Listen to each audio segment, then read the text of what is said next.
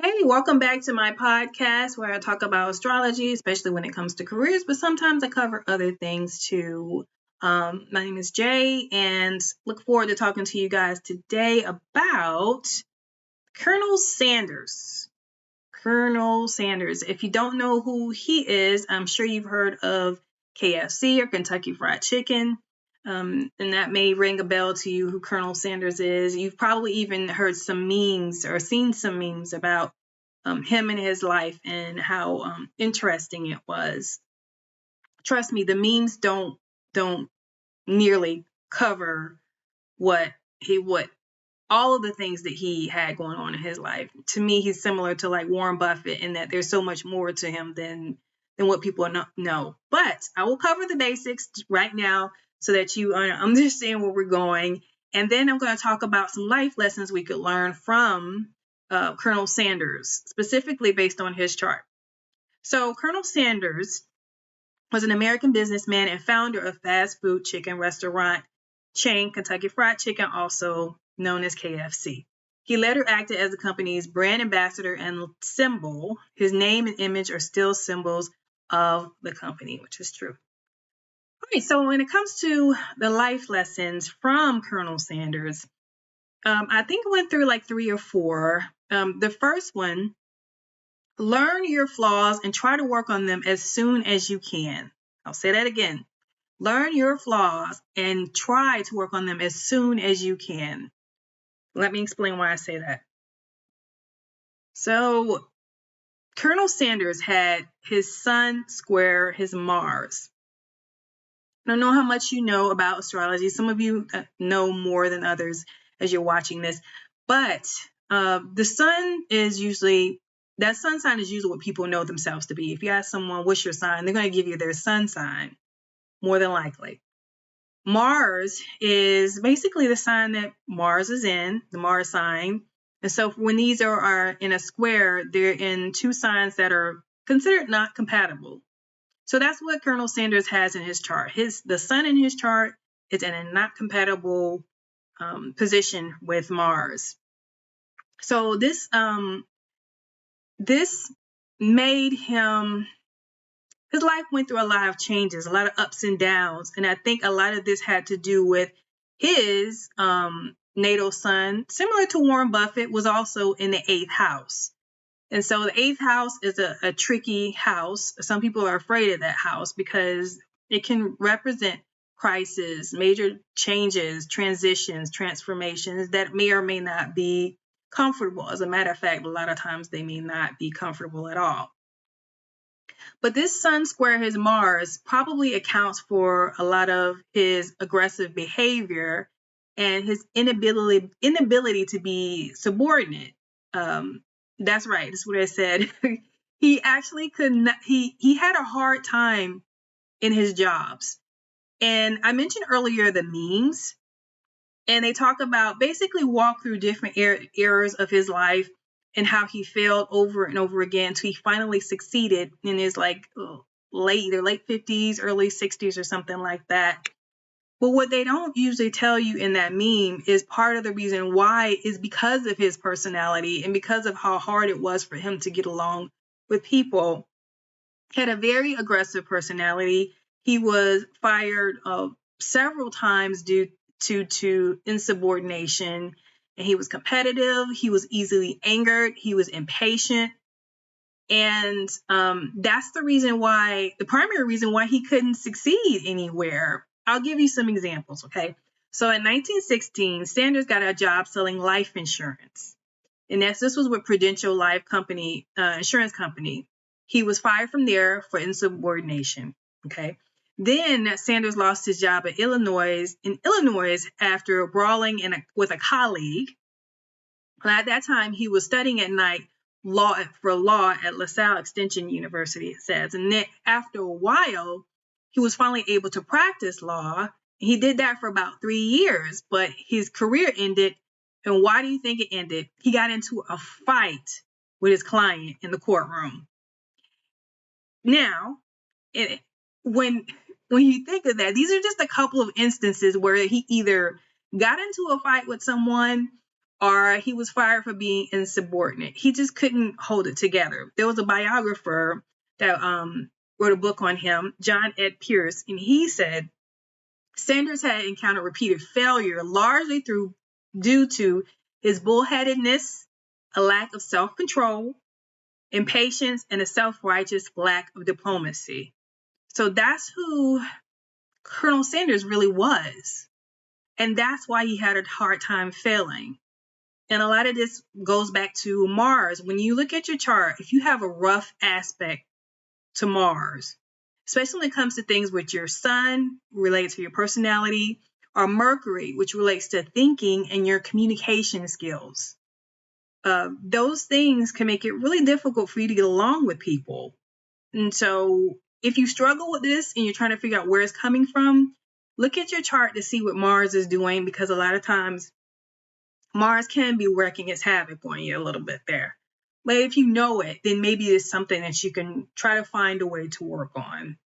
So the first lesson, learn your flaws. And his flaws was his impatience and aggressive, competitive nature. Learn your flaws and try to work on them as soon as you can. Second lesson, get out of your own way. So Colonel Sanders also had Moon square. There's another square, just like the Sun Mars is square. Moon square Venus, his moon opposing Jupiter, and his moon squaring Uranus. So here we have even more stress in his chart, but now connected to his moon. Moon rules emotions, security or insecurity, and in my opinion, to some degree, the moon can also represent anger. And I know Mars is usually tied to anger and aggression, but what is anger? It's an emotion. So to me, it would stand to reason that the moon would somehow be tied to anger as well. So here he is, this emotional planet, has all these squares and oppositions, all this challenge hitting it in his chart. Sanders had a lot of conflict related to these things, like his moon was in the 7th house, and it tells me that this materialized most in his interactions with people. He was his anger was easily aroused, and he probably easily got the wrong idea when talking to people, especially if he wasn't going to get his way.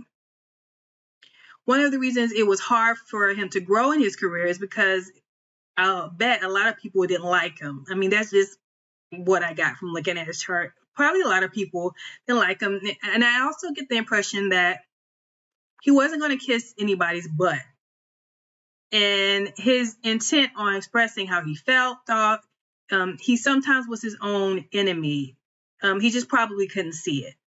And so this was intensified by those aspects. And, you could say to some degree, him being a sun in Virgo made him like that as well. And you can see this in some Virgos. When I think about really famous Virgos, some people I've talked about, Dave Chappelle, people like, other people like Dr. Phil, Iyanla Vanzant, they became popular, Cat Williams, they become popular for telling you what they think, whether you like it or not. And so for him to have Sun in Virgo, there's a little piece of that there as well. But depending on what else is in the person's chart, they may be able to kind of pull back a little bit, stand down a little bit. Because of all of this other friction he had going in his chart, he wasn't really able to do that.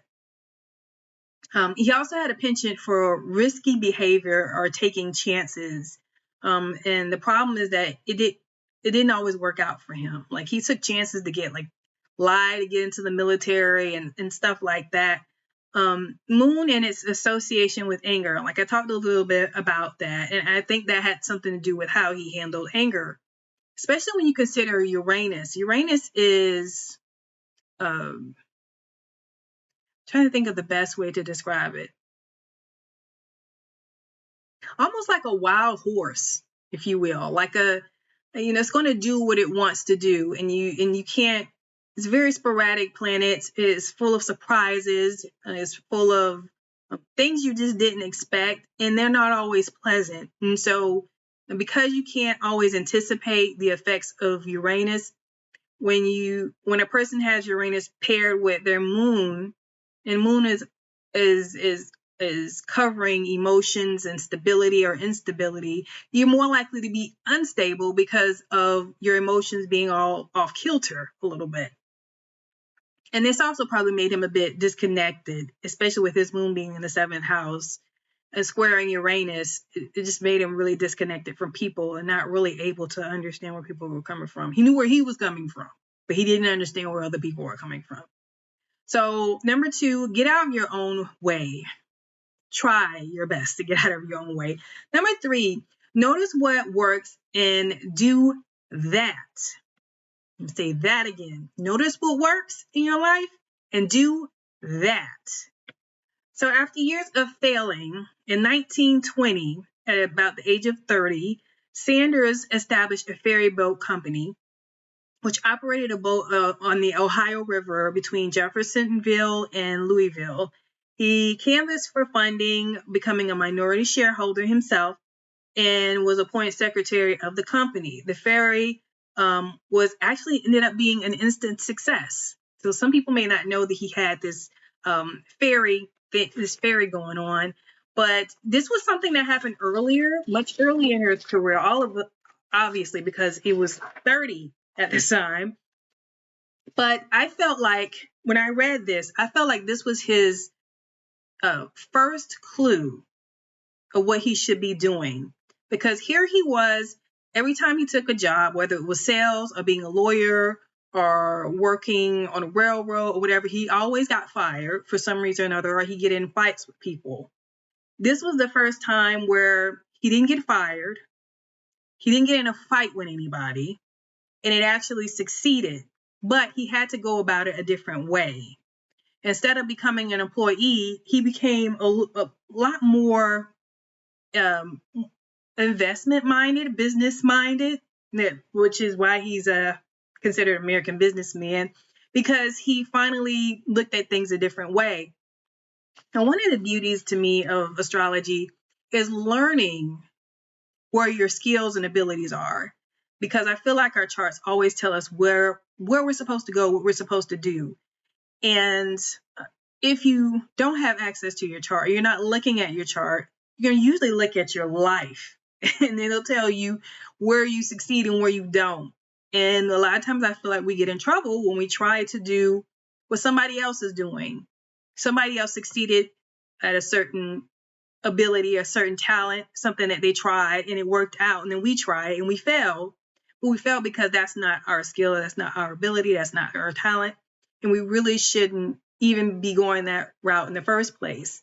But instead of us seeing it that way, sometimes we get down on ourselves. We think, oh my gosh, I failed again. I can't believe this. I'll never succeed. You all know the stories that you tell yourself. And that's not the truth. The truth of the matter is that there's something specific we're all here to do. And we're all here participating in certain skills, abilities that only we have, or that we have that are uniquely ours. And that's what we should be doing. And until we do that, we have a difficult time succeeding. So this ferry boat company that he created was the first example. When he was at age 30, this was the first example that this is the direction he should be going in.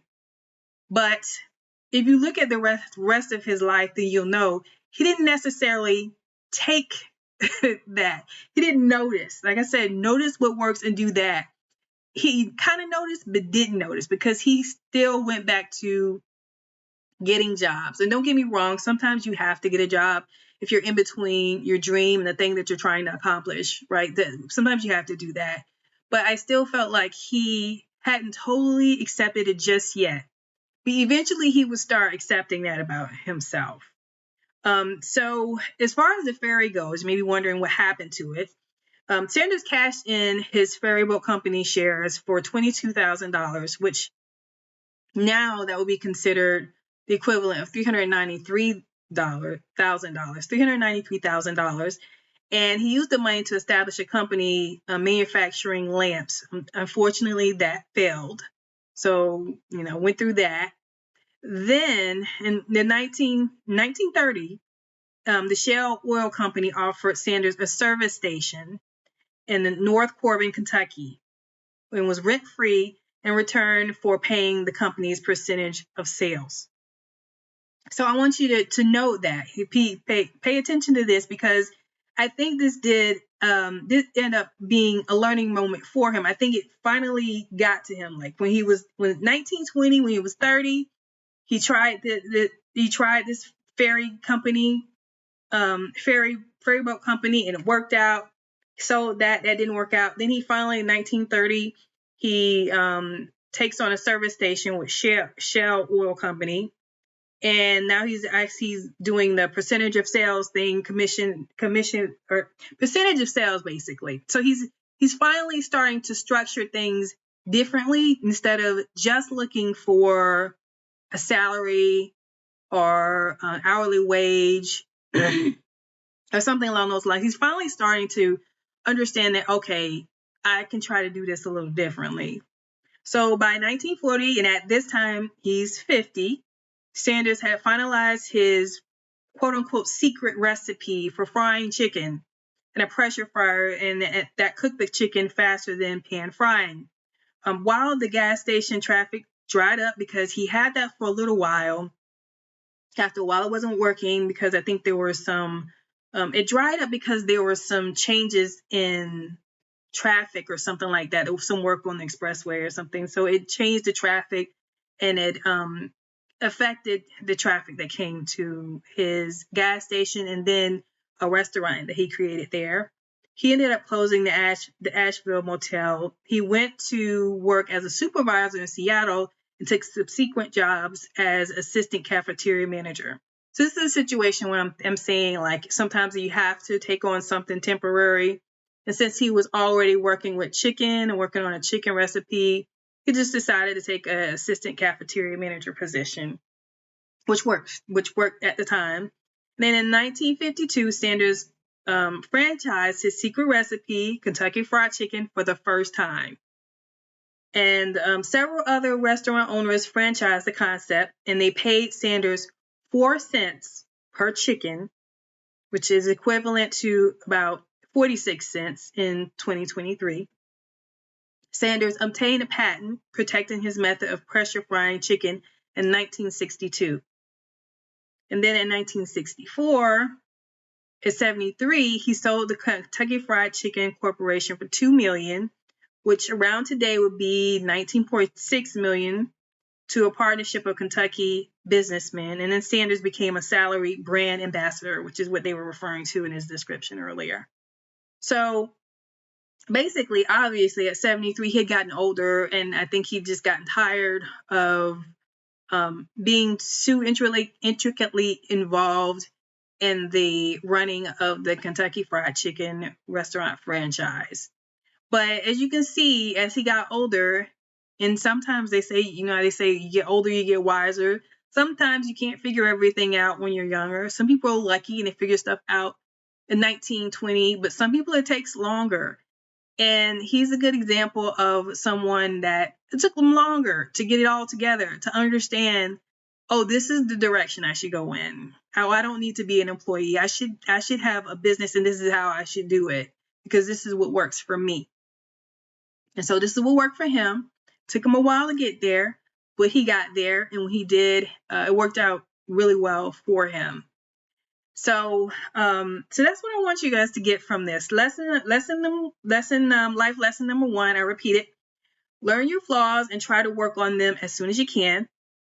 2, get out of your own way.